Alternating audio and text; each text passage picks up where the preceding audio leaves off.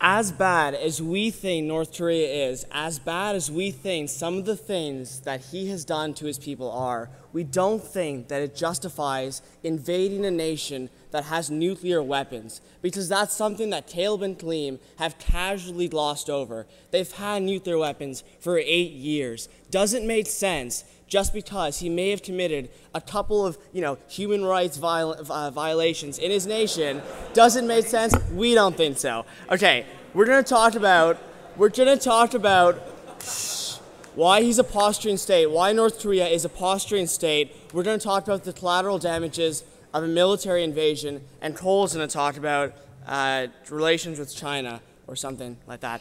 Okay, so military posturing state, guys. North Korea has had weapons for 8 years, and this is really important. They've had this capability for a very, very long time, but they've chosen actively not to use the nuclear weapons that they have. Why have they done that? Because they're a nation that knows that it's not within their interest to start engaging in a nuclear war. They understand that it's not their priority to engage in nuclear war. As we've seen, they have become more violent. They have done a bit more than they started with 8 years ago. But we think the reason is because they're in a power transition, because Kim Jong-il's son, Kim Jong-un, is coming into power, and we think that's the only reason why this nation is acting a bit more out of line. But we think that the problem becomes if they were to use them, if we invade them, we think that's the best possible way to lead to North Korea using their nuclear weapons. We think that at the point at which we invade this nation, at the point at which we go into their nation and say that you no longer have sovereignty as a nation, we think that's when you provoke them to start actually using the nuclear weapons that they have. And we think that's the worst possible thing that you can have, a nation like North Korea using nuclear weapons. The next thing that we want to talk about is a military invasion. And there's something very interesting about North Korea. I wanted to make this debate as interesting and factually correct as I could. And so last night I looked at the best resources I had. And as I flipped through the pages of Wikipedia and Yahoo Answers, I found that there was precious little about the nation. I found that there isn't any information, that nothing comes in and nothing comes out.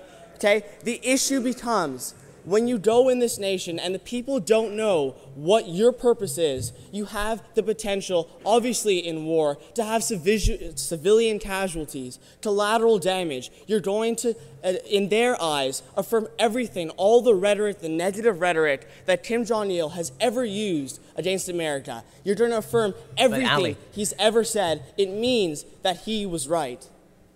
But don't you think when they realize that for the first time in their lives they're not starving to death, they'll begin to rethink that attitude? No, I mean, are we really going to go in there and start, distributing food? We're not the World Bank. That's not what our purpose is, right? We're not going to start going in there and distributing food. That's not at all what we're doing. We think, instead, all you're going to do is incite civilian anger. But we think, more importantly, and this is, probably the most important thing that they fail to mention, is that we don't know where their nuclear weapons are. They said that we're going to come in and invade. But where are we going to look? Are we just going to walk around North Korea looking for nuclear weapons? It doesn't make any sense. How can we just go into a nation not knowing where the nuclear weapons are and expect to solve the problem? Okay, we think that with Iran, or we thought that, they didn't have any nukes, and we thought that we knew exactly where they were within the nation. But what we found when we went in there was that we didn't know where they were. And we don't know where they are right now. So the problem becomes, where are we supposed to look? We're just going to go blindly into a nation?